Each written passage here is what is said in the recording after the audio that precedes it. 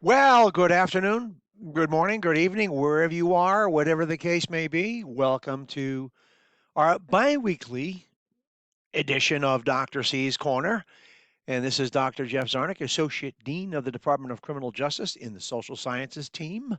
On behalf of your incredible, gifted, talented, compassionate faculty and your incredible advising staff, welcome to the June 24 edition. Now, I know I've talked about this before, but it's a topic. No, it's not a topic, is it? Really? No, it's an endeavor.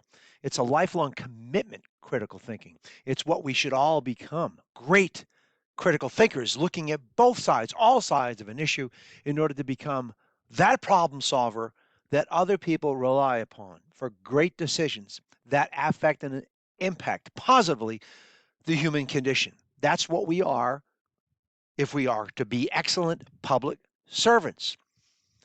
Doesn't matter if you want to be a police officer or a human services advocate, whatever it may be. In service to others, we need to be excellent critical thinkers. So that takes studying. It takes dedication and passion. All of you have that. That's why you're at the university level. That's why you're balancing life and family and work in order to improve yourself to help improve the lives of others. There is nothing more rewarding than that.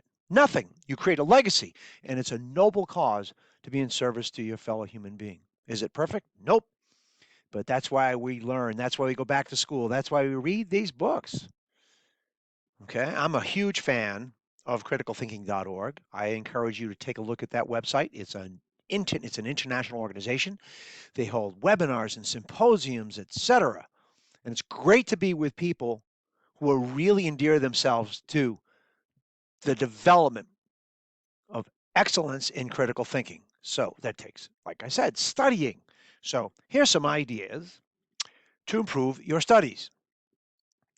You own this. Remember that. Okay? Idea. Now, there's a lot here, so I'm just going to take a few. Maybe I'll follow up with these later on. If not, I encourage you to get this book. Okay? Richard Paul, Linda Elder. Great book. Idea number one, make sure you thoroughly understand the requirements of each course. Look at the syllabus first. Look at the biography, the bio in the announcements of your instructor.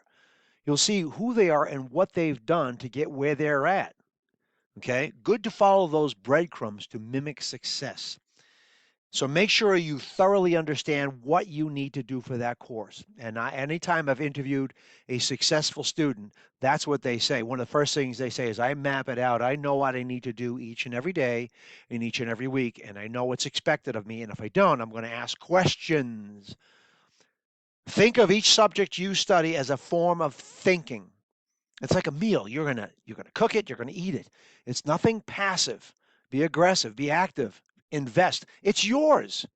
The course is yours. It's not the instructor's, it's yours. Yours to take, yours to utilize, yours to incorporate. Become a questioner. I've heard it since I was a kid. Wise people ask questions. Why? Because none of us know everything. And the key to knowing everything is knowing that you don't, right? So become a questioner, engage yourself in the discussions, ask questions of your instructor and of your peers in the course. Think of your instructor as a coach. Think of yourself as a team member trying to practice the thinking exemplified by your great criminal justice instructor. Consider class time as a time in which you practice thinking. Thinking isn't just some sort of chunk activity and you move on and do something else. It's a constant process of brain development. Constant. They say that Albert Einstein, the size of his brain that they discovered upon his death was like something like twice the size of a normal human being. Your brain grows. Okay, so keep feeding it, and you do that by practice. Akin to that would be, if you're playing a sport or you want to get good at video gaming, you do it over and over. You practice repetition, and you involve yourself passionately in what you're studying because it's an investment in you, right? You're building you up here. These fade. This can't. Figure out what study and learning skills you need to develop. Practice those skills whenever possible. Remember that recognizing and correcting your weakness is a strength. What does that mean? You think about that in relationship to grades and the accuracy of your grade as it relates to your investment of thought and thinking, problem solving into that particular task or assignment. Just think about that. You want the grade to be an accurate assessment of your abilities. Shy of that, it's merely deception. Think about that. And what does that do for anybody? I don't know. Here's the last one for today. Frequently ask yourself, can I explain this to someone well enough for them to accurately understand it? Because if you haven't or you can't, then you haven't learned it, right? A lot of the exercise I've done with students in the past is I've put them in the driver's seat. I said, you teach me. Here's a topic. Go find the information on it. Come back and teach me. I'm a blank slate. Teach me. And the students normally all the time, when I had that opportunity, I relished it because I got a chance to teach. And when you start to teach, you learn more. And I think that a lot of your instructors would agree with me that the more you teach, the more you learn. And I learn from my students too, as long as there's a healthy interchange and exchange of ideas between instructor, student, and vice versa. I learn something every single time I teach.